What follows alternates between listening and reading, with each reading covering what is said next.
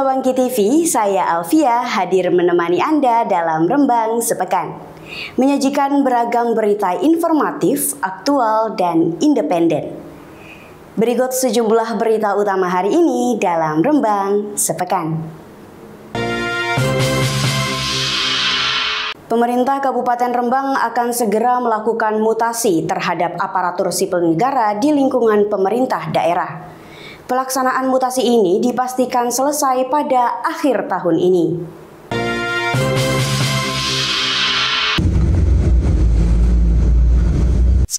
Kepala Badan Kepegawaian Daerah atau BKD Rembang, Arif Romadlon, menyebut mutasi ini dilakukan sebagai bagian dari penyegaran organisasi, sekaligus menempatkan pejabat sesuai potensi dan bidang keahliannya masing-masing. Mutasi dilakukan pemerintah Kabupaten Rembang segera digelar dalam waktu dekat. Menurut Kepala BKD, proses rotasi jabatan ini akan dilakukan secara bertahap, dimulai dari pejabat eselon 3 dan 4 di seluruh organisasi perangkat daerah. Setelah tahap tersebut, mutasi juga akan menyasar pejabat eselon 2.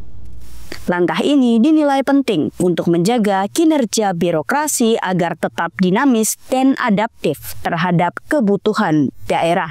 Untuk mutasi jabatan ini sudah dirapatkan, namun nanti prosesnya berproses, kita minta rekom BKN, rekom muncul, nanti ada pelatihan untuk mutasi eselon 3 dan 4.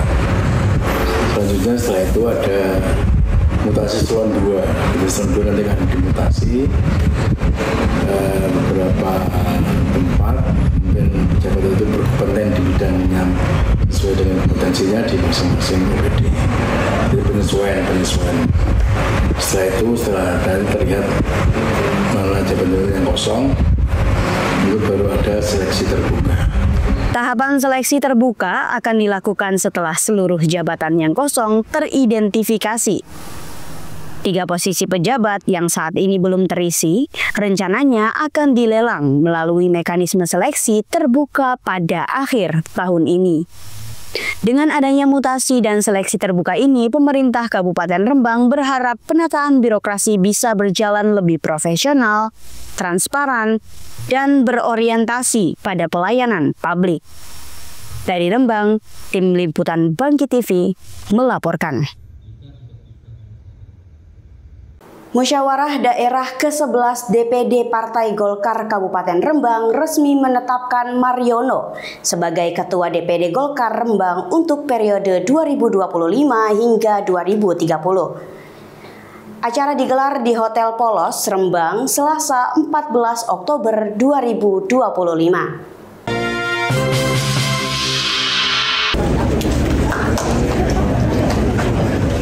Mariono terpilih secara aklamasi.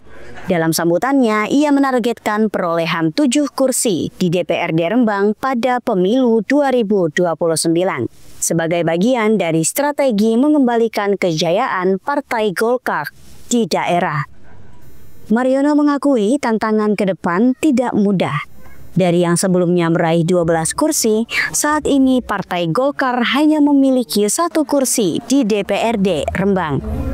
Ia menekankan pentingnya solidaritas kader dari tingkat desa hingga kabupaten. Alhamdulillah, Musda Golkar yang ke-11 ini berjalan dengan lancar tanpa ada halangan dan hambatan apapun. Dan kami lihat tadi dari pimpinan daerah juga hadir, teman-teman dari pengurus partai lain juga hadir.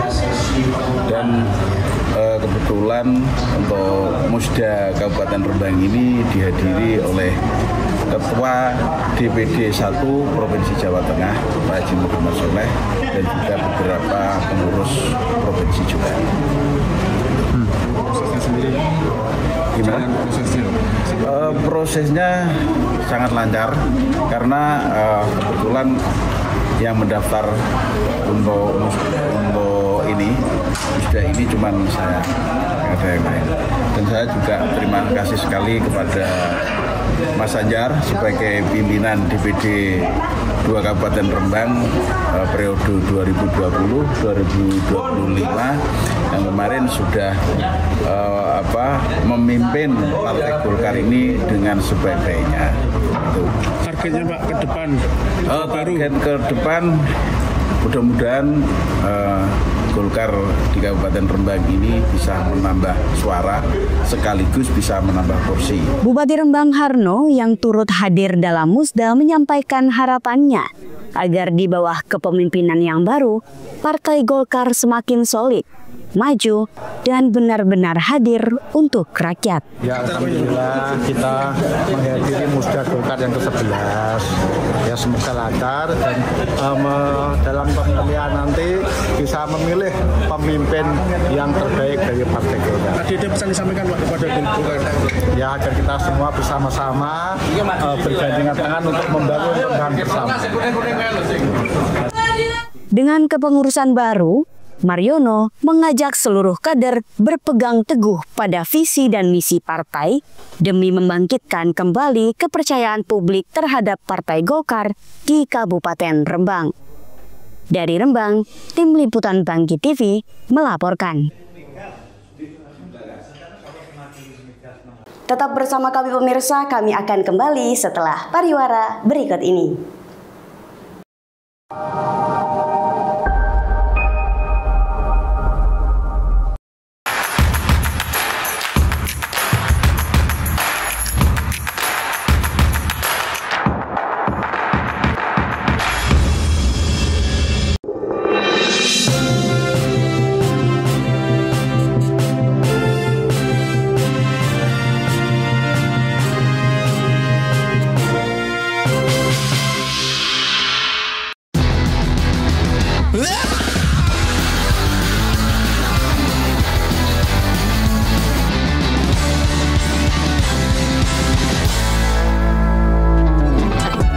Kedai hitam putih,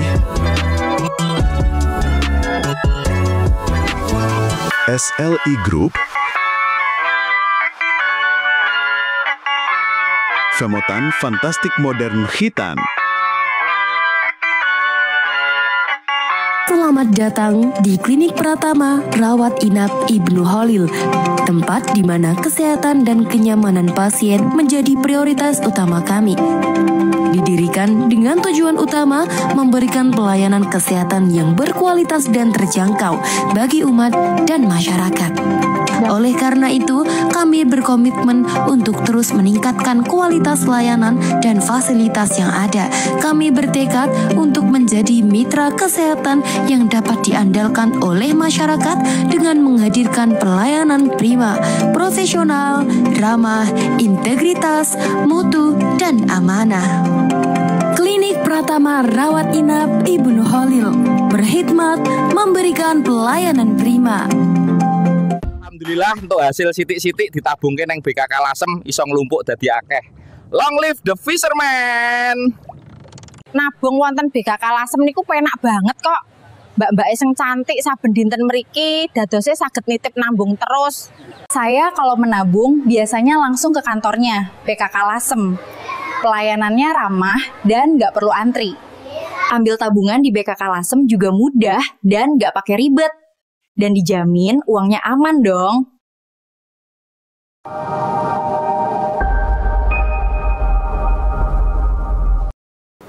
Anda masih bersama kami pemirsa di Rembang Sepekan.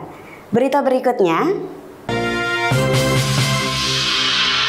Pemerintah Kabupaten Rembang mulai membatasi kegiatan toko modern yang dinilai melanggar aturan zonasi. Pembatasan ini berdasarkan Perda Nomor 7 Tahun 2012 tentang penataan pasar tradisional dan toko modern.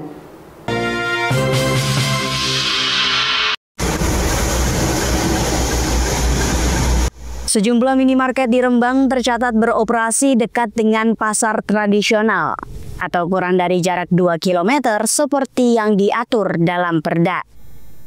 Kepala Dinas Perdagangan Koperasi dan Usaha Kecil Menengah Rembang, Mahfud, menyatakan toko modern yang sudah terlanjur beroperasi masih diberi dispensasi, namun tidak akan diberi izin perpanjangan usai kontrak berakhir. Untuk toko modern yang baru, Pemkab Rembang memutuskan tidak akan menerbitkan izin jika lokasinya melanggar aturan zonasi. Mendorong ketaatan pada regulasi mulai dari jam kerja dan zonasi. Tetapi di dalam pemberlakuannya mungkin ini yang perlu kita lakukan komunikasi. Dari komunikasi yang pertama, mereka pengelola untuk bisa membuka di jam 10. Kalau jam tutupnya hampir semuanya jam ta'khir. Semua mentaati ketentuan, tidak ada yang dilanggar. Tapi yang jam buka saja, yang ini perlu penyesuaian. Tapi dikomunikasi dengan pengelola, baik Retail Modern, mungkin dari Alfa, Indo, ini mereka harus mentaati ketentuan jam 10.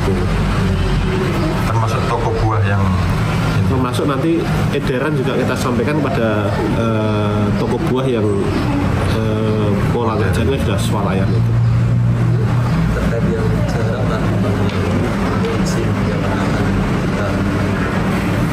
jadi untuk yang jarak ini kita identifikasi dulu mana-mana yang belum sesuai dengan ketentuan, dan nanti pemberlakuannya tentu kita akan komunikasikan dengan berbagai pihak, termasuk dengan lingkungan, pedagang-pedagang UMKM yang ada di berdekatan yang sangat dekat itu, apakah ada penolakan apa tidak. Tapi dalam hal nanti status mereka akan misalnya berakhir, mungkin masa kontraknya akan berakhir di 1-2 tahun ke depan, ya nanti kemungkinan ini win-win solusinya akan tahun berikutnya tidak diperpanjang. Itu mereka biar sampai di batas investasinya. Saat ini Dindakop dan UKM masih melakukan identifikasi toko-toko modern yang melanggar perda. Pemerintah juga akan mengkaji pembatasan untuk jenis toko berjejaring lain, termasuk toko buah modern. Kebijakan ini diharapkan dapat melindungi eksistensi pasar tradisional dan UMKM lokal. Dari Rembang, Tim Liputan Bangkit TV melaporkan. Ratusan santri dari berbagai pondok pesantren di Kabupaten Rembang menggelar aksi damai di depan gedung DPRD Rembang pada Jumat siang. Mereka menuntut pemerintah untuk mencabut izin siar stasiun televisi nasional Trans 7 yang dinilai telah menghina pesantren dan para kiai. Seluruh warga Rembang, selamat siang. Aksi damai dipusatkan di sekitar Tugu Adipura, tepat di depan gedung DPRD Rembang. Sejumlah organisasi santri turut terlibat, di antaranya Aliansi Santri Bersatu, Himasal Rembang, Amanat Lasem, dan berbagai aliansi lainnya. Massa membawa beragam atribut dan spanduk bernada seruan boikot terhadap Trans 7. Terlihat tagar boikot Trans 7 dan cabut hak siar Trans 7 mewarnai aksi. Dalam orasi yang disampaikan secara bergantian, para santri menyampaikan keprihatinan mereka terhadap tayangan yang dinilai merendahkan martabat pesantren dan para kiai. Tetap satu komando, sepakat? Sepakat. Tetap tertib, sepakat? Sepakat. Tetap tunjukkan adab dan etika santri, siap?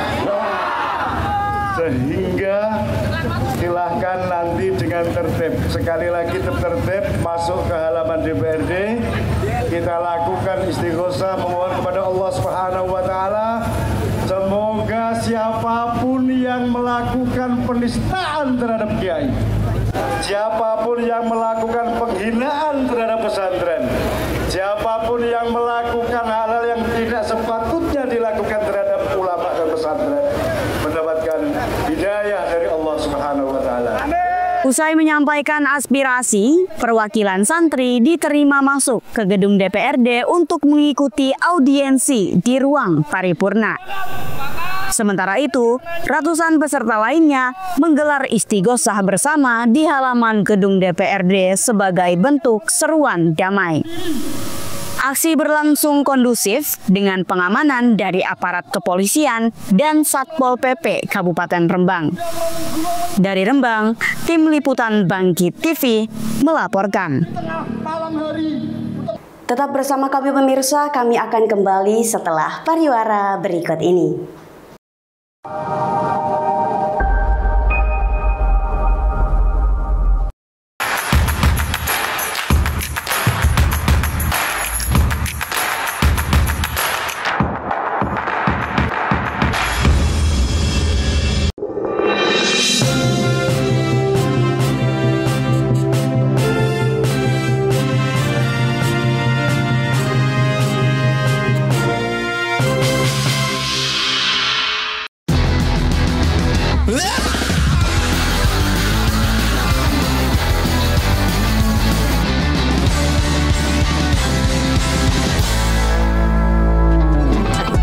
Kedai hitam putih SLI Group, Femotan Fantastik Modern Khitan. Selamat datang di Klinik Pratama Rawat Inap Ibnu Khalil, tempat di mana kesehatan dan kenyamanan pasien menjadi prioritas utama kami. Didirikan dengan tujuan utama memberikan pelayanan kesehatan yang berkualitas dan terjangkau bagi umat dan masyarakat. Oleh karena itu, kami berkomitmen untuk terus meningkatkan kualitas layanan dan fasilitas yang ada. Kami bertekad untuk menjadi mitra kesehatan yang dapat diandalkan oleh masyarakat dengan menghadirkan pelayanan prima, profesional, ramah, integritas, mutu, dan amanah. Klinik Pratama Rawat Inap Ibnu Khalil berkhidmat memberikan pelayanan prima. Alhamdulillah untuk hasil sitik-sitik ditabungke nang BKK Lasem iso nglumpuk dadi akeh. Long live the fisherman. Nabung wonten BKK Lasem niku penak banget kok. Mbak-mbak sing cantik saben dinten mriki dadose saged nitip nambung terus. Saya kalau menabung biasanya langsung ke kantornya BKK Lasem. Pelayanannya ramah dan nggak perlu antri. Ambil tabungan di BKK Lasem juga mudah dan nggak pakai ribet. Dan dijamin uangnya aman dong.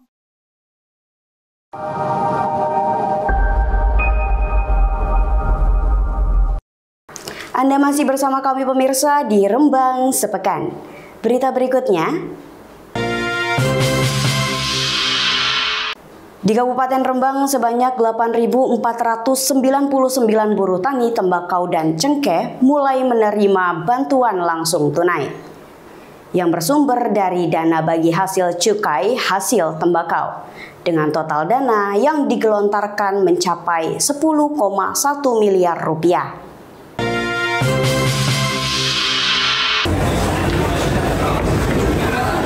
Penyaluran bantuan ini dilakukan secara simbolis di Pendopo Museum Kartini Rembang pada Rabu 22 Oktober 2025.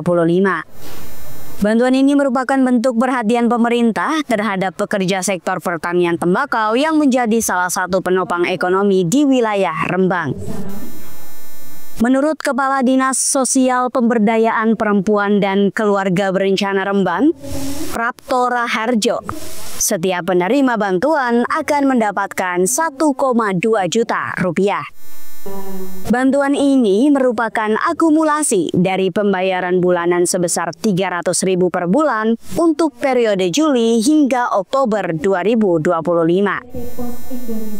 Penyaluran BLT ini bekerja sama dengan Kantor Pos Indonesia yang memastikan proses pencairan berjalan dengan lancar dan mudah dijangkau oleh masyarakat.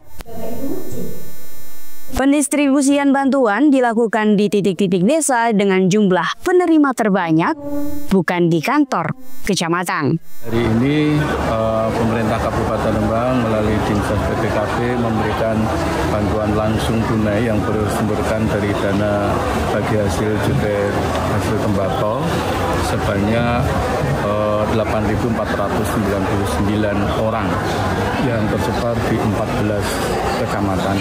Jadi masing-masing nanti akan menerima 1.200.000. Sebenarnya sebulannya 300. Jadi 4 bulan mulai Juli, Agustus, September, Oktober. Rapel berarti ya Pak? Ya, nanti akan dibagikan untuk yang ini 200 orang di launching atau secara simbolis tadi oleh Bapak Bupati. Kemudian besok kantor pos, karena penyerahan bantuan ini kita melalui kantor pos. Nanti kantor pos besok akan membuat jadwal ke masing-masing kecamatan, tapi pembagiannya tidak di kecamatan tetapi di desa-desa yang dimana nanti yang banyak, nah itu 3 desa ataupun 4 desa atau 2 desa nanti dijadikan satu. Jadwalnya nanti kantor pos. Penerima ini semua warga Rembang atau cuman khusus yang di daerah petani tembakau? Penerimanya adalah Rembang. Jadi ini khusus untuk buruh tani tembakau, kemudian petani cengkeh dan buruh tani cengkeh yang ada di Kabupaten Rembang. Di samping mereka mendapatkan bantuan BLT ini, mereka juga dijamin dari BPJS Ketenagakerjaan selama 3 bulan. Iurannya ya diambilkan dari DPHJHT, tetapi tidak mengurangi bantuan yang diberikan tadi. Selain bantuan tunai, penerima BLT juga akan mendapatkan perlindungan sosial melalui BPJS Ketenagakerjaan. Iuran BPJS ini sepenuhnya ditanggung pemerintah melalui DBHJHT, tanpa mengurangi jumlah bantuan yang diterima masyarakat. Bupati Rembang Harno juga menyampaikan apresiasi terhadap program bantuan ini sebagai bentuk kepedulian pemerintah terhadap buruh tani tembakau dan cengkeh. Beliau berharap BLT ini bisa membantu masyarakat, khususnya dalam menghadapi fluktuasi hasil panen dan harga komoditas yang tidak menentu. Bantuan BLT DBHJHT tahun ini akan disalurkan di 14 kecamatan di Kabupaten Rembang dengan jumlah penerima terbanyak berada di Kecamatan Bulu, Sulang, dan Sumber yang masing-masing memiliki lebih dari 1.000 orang penerima. Dari Rembang, tim liputan Bangki TV melaporkan. Anggota Komisi 8 DPR RI Sri Wulan menekankan pentingnya penerapan kurikulum berbasis cinta dalam pendidikan madrasah.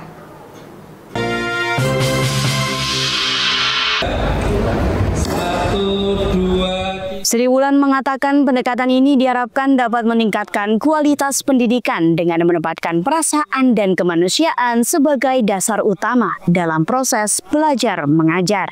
Hal tersebut ia sampaikan dalam seminar penguatan tata kelola dan layanan pendidikan Islam yang digelar di Rembang pada Selasa 21 Oktober 2025. Sri Wulan menambahkan, kurikulum berbasis cinta bertujuan untuk mempererat hubungan antara guru dan siswa, sehingga proses pembelajaran menjadi lebih dekat dan efektif. Memberikan layanan yang humanis kepada masyarakat, dan ini juga kan banyak kurikulum cinta juga, bagaimana kita mendidik anak-anak khususnya di madrasah ini melalui dengan cinta. Jadi perasaan kita libatkan, bagaimana memanusiakan manusia, terus kemudian mendidik dengan hati gitu kan. Jadi tidak ada jeda antara guru dan siswa, hanya guru dan siswa tidak, tetapi ayo kita sama-sama, karena kadang itu dengan perasaan cinta itulah murid atau siswa itu bisa lebih gampang menerima ilmu yang diturunkan atau diajarkan kepada guru-gurunya. Selain pemaparan materi dari narasumber, para peserta juga diajak berdiskusi dan berbagi ide tentang kolaborasi untuk menciptakan layanan pendidikan Islam yang lebih berkualitas. Dari Rembang, tim liputan Bangki TV melaporkan. Kantor Berita Antara menggelar pameran foto jurnalistik santri volume 2 di Lasem, Kabupaten Rembang, Jawa Tengah. Pameran ini akan berlangsung selama sepekan, mulai 18 hingga 25 Oktober 2025 di 2 lokasi. Pendopo Masjid Jami Lasem dan Rumah Nyonya, Kompleks Rumah Merah Lasem.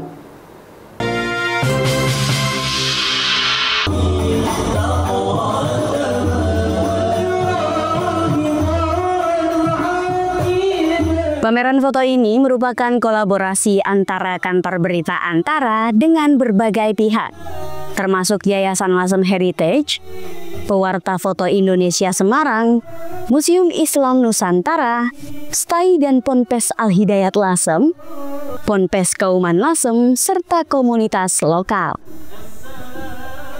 Pameran Santri Volume 2 digelar untuk memperingati Hari Santri yang jatuh pada 22 Oktober.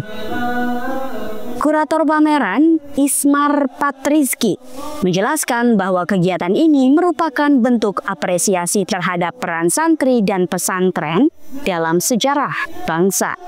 Yang dipamerkan ada 123 karya dari pewarta foto Antara, kemudian dari pewarta foto Indonesia Semarang, dan juga fotografer dari Yayasan Lasem Heritage. 49 fotografer totalnya terlibat dalam pameran Santri Volume 2. Itu hanya di sini saja atau di 3 tempat? Di 3 tempat. Di 2 tempat. Ya, satu lagi kan arsip pondok. Jadi di sini sama di rumah Nyonya di Bapak Presiden. Tema khusus ini kan dalam rangka Hari Santri, menyambut Hari Santri yang jatuh pada tanggal 22 Oktober. Jadi kita memeriahkan peringatan Hari Santri dengan mengangkat foto-foto dinamika kehidupan santri dan juga pesantren. Ada berapa fotografer yang terlibat? 49 fotografer. Pesan khusus yang disampaikan? Yang ingin disampaikan dari pameran ini adalah kita bisa melihat bagaimana sejarah panjang pesantren dan santri untuk negara ini, untuk dari pra kemerdekaan bahkan lebih jauh lagi sampai dengan sekarang, bahwa keberadaan pesantren dan santri di sini tidak terlepas dari berdirinya yang pada akhirnya berdirinya Republik Indonesia dan juga menjaga kedaulatan Republik Indonesia. Pengasuh Ponpes Kauman Lasem, Kiai Haji Muhammad Zaim Ahmad Malsum atau Gus Zaim, menegaskan bahwa santri tidak boleh alergi terhadap modernisasi. Ini acara yang luar biasa menurut saya. Kebetulan sekali ngepasi Hari Santri dan ngepasi ada dua peristiwa kecil ya. Kecil tapi punya makna besar. Foto itu bercerita tentang zaman. Foto itu mewakili sejarah. Maka ketika pameran foto ini diadakan, artinya mencoba untuk merangkai puzzle-puzzle sejarah itu sendiri supaya bisa terangkai dan bisa dibaca mulai dari awal sejarah pesantren itu sampai sekarang kekinian maupun keangkatan. Pameran Santri Volume 2 menampilkan 123 karya foto dari 49 fotografer. Foto-foto tersebut menunjukkan dinamika kehidupan santri dan pesantren dari berbagai daerah di Indonesia. Mulai dari kebersahajaan, keimanan, hingga semangat berinovasi di bidang sains, teknologi, dan kewirausahaan. Seluruh kegiatan tersebut terbuka untuk umum dan gratis. Dari Lasem, Tim Liputan Bangkit TV melaporkan. Demikian rangkaian berita hari ini dalam Rembang Sepekan. Tetap waspada, cermat menyaring informasi, dan terus ikuti kabar terbaru bersama kami.